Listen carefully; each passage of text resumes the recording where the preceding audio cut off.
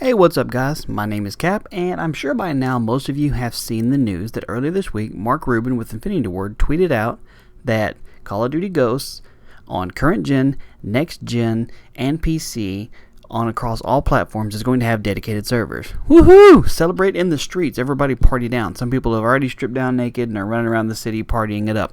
But I wanted to clarify a few things because right around the time when he posted that information, 1,000 videos hit the YouTube upload processing of basically people just rereading his tweet with no information, providing false information about what all they can possibly expect from it. Everybody's got their wish list of what could actually happen, but I wanted to make this video to explain to you guys what actually will happen, what is going to come of dedicated servers here.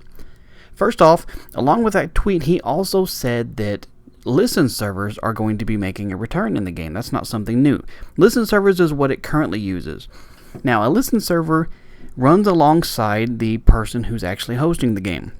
So if you're playing on Xbox, PlayStation, whatever right now, and it's a non-dedicated server lobby, whoever is hosting the game, their console is running another instance of the game right along with it there. That's how it actually works out there, which is why they have the quote-unquote host advantage, because they're connecting to their own system. Everybody else is connecting to their system, and the host on their box is processing all the data and sending it back out to everybody else.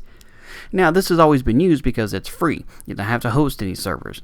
But, of course, you end up with all the latency issues that everybody knows of. Now, something I want to clarify right now is dedicated servers is not a magic bullet to fix latency problems. Please understand that.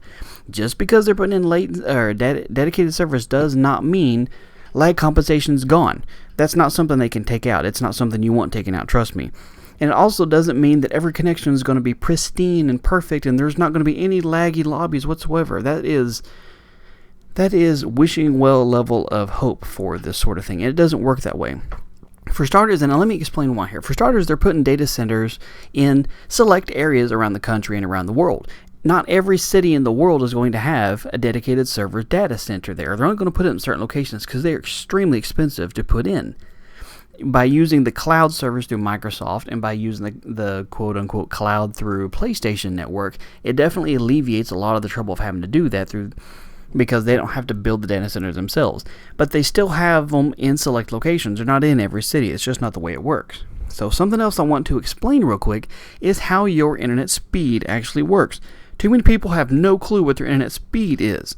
Your bandwidth, which is your upload and download, is not your internet speed at all. Think about it like a conveyor belt.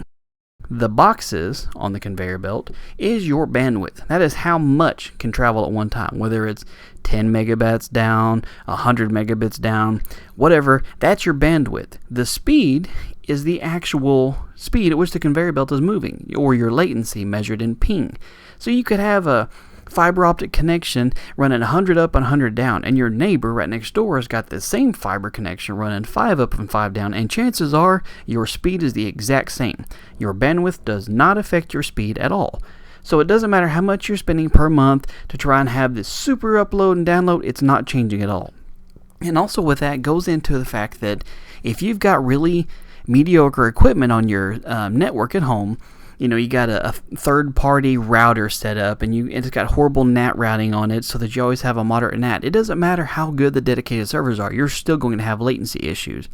And along with that, your distance to the actual dedicated servers is going to depend on how good your connection is. If the closest one you can find is going to be 100, 120 millisecond ping away from you, that's the closest one available, then you're still going to have a little bit of lag. It doesn't matter. That's just the way demographics work. Now, they did a lot of tweaking to how matchmaking is done to try and find the best possible system.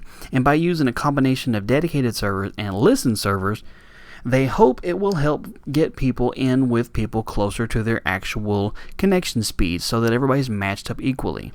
Now, what dedicated servers will do is it will eliminate that host advantage, and it will eliminate host migration because there's nobody hosting it. A dedicated server isn't running an instance of the game like a listen server is in your Xbox. It's not running a copy of the game with it. It's just running the data and passing it back and forth. So it doesn't have to try and handle all the load that a listen server does. So basically, to reiterate, Call of Duty Ghosts is going to have dedicated servers and listen servers on all consoles and platforms going forward, current gen and next gen. That's a good thing.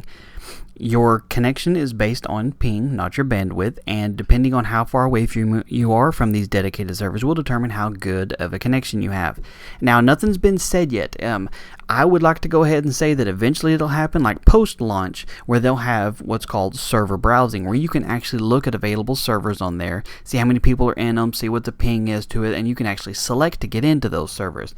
That is ideal, and usually that's how it is on PC anyway, because it allows you to see how many people are in there, what kind of connection it is, choose the map in some instances, and it ensures that you have a much better connection. By default, if they're just going to leave it like it is, it's just going to randomly search for a match based on, you vote for a map like normal, it's going to search for the closest dedicated server with all the matchmaking tweaks and hope to God you find a really good connection. But I want everybody to have realistic expectations that dedicated servers is not going to fix lag compensation. It's not a thing that can be fixed. It's not like a one numerical value they can just change from a 9 to an 8 and poof, all of a sudden your connection is better. It doesn't work that way. So yes, I'm excited about dedicated servers, and everybody should be. I'm excited about where it could possibly go. I'm excited about no more host migrations. That's the big thing I'm there. And less likely chances for people having hacked it, because then it doesn't matter if they run a JTAGged console or they, put some infected packets on their network with Cain and Abel or something like that, because it's not actually affecting you. It's only going to affect their own connection.